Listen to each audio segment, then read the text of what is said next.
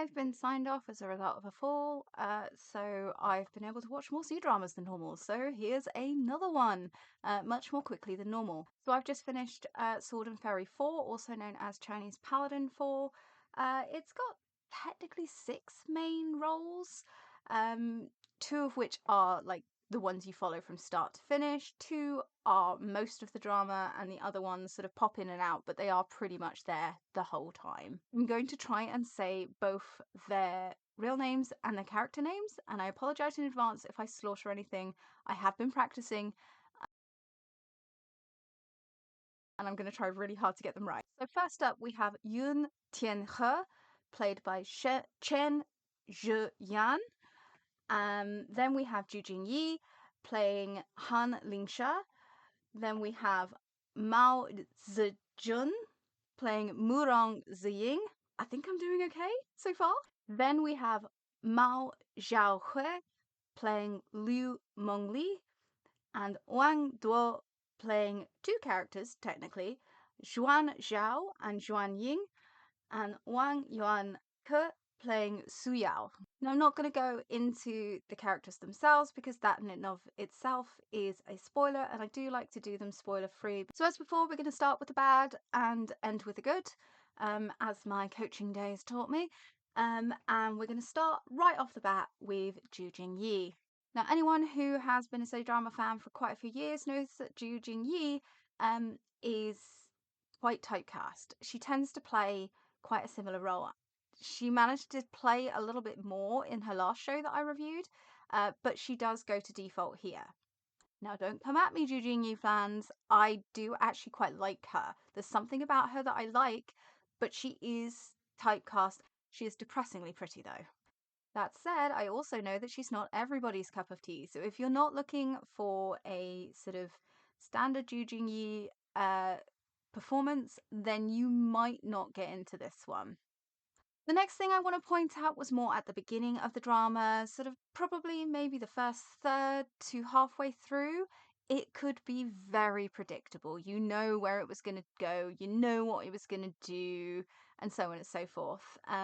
Which I was quite pleasantly surprised that there were a few things towards the end that that surprised me. And that was good. I like that. I like being surprised. I like thinking it's going to go one way and then it goes something completely different. I'd still say that some of the main plot points remained quite predictable. I figured out something about several of the characters long before they actually revealed them, shall we say. They did make it quite obvious at various points, but they did have a couple of points where they kind of hoodwinked you, to sound very old using that word. Another thing that could be a little bit annoying for some is it could come off as a little bit hammy in places. Not so much the acting with the main leads, but certainly some of the side characters. They could be a bit hammy, a bit cringy. It didn't really take enough away from me to not fully enjoy this. I did get invested in this. There was no ugly crying. Um, there was no sort of real emotional pull, but I was interested enough to complete this and watch this, whereas I do know that there are some people who did not. Now on to the good. Now, one thing this show did really well is it had a lot of practical effects. So there was a lot of physical prosthetics. There were sort of proper masks that weren't CGI'd on. There was some nice CGI as well. Certainly the spells that were done in the show, they had a lot of really nice graphics for everything, even the smallest things that they did. They would have some kind of physical way of showing on the screen that they were doing something spiritual with their spiritual power. The acting in this, while I said some of the side characters were quite hammy, um, from the other side of things, the actors didn't do a bad job with what they had. They got across what they needed to get across. I would just want to see them giving us something a little bit more to pull me in. Um, for example, a couple of them, um, were gave me the impression that they were the type to worry too much about how they looked. So you have two types of actors. You have the actors that will go snot, tears, ugly cry, and don't care what they look like when they're acting. They really get into the role. And then you get the actors that are there and they're a bit too conscientious about doing the ugly crying because, you know, their face is their product. Um, and there was a couple of times when I felt like a couple of these actors were of that ilk, and that isn't something I'm overly fond of. Would I recommend this? I'd recommend it watching it once. I probably won't ever watch this again. Um, a few Ju Jin pieces I have, such as Blooms of Ryu Pavilion, is my favourite with her in.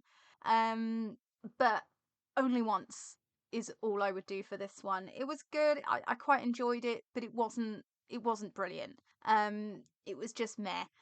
Interestingly, though, there was another Chinese paladin slash sword and fairy released pretty much at the same time. That was numbered 6. I was going to watch the new Yang Mi and Gonjun show, but there's only 8 episodes up so far, and therefore not at a stage where I can really binge it just yet. If you've made it this far in the video, then comment "I love C-dramas" in the comments, as well as any discussions relating to this C-drama, the actors in it, the story, whether you liked it, whether you didn't like it. But with that, that's the end of my review. If you liked said review, then do let me know with a like, a follow, a subscribe, whatever it is. If you're on YouTube, make sure to tickle that bell button so that when I am ready to do another review, you will get a notification of that. Thank you for listening / watching. Until next time, toodles!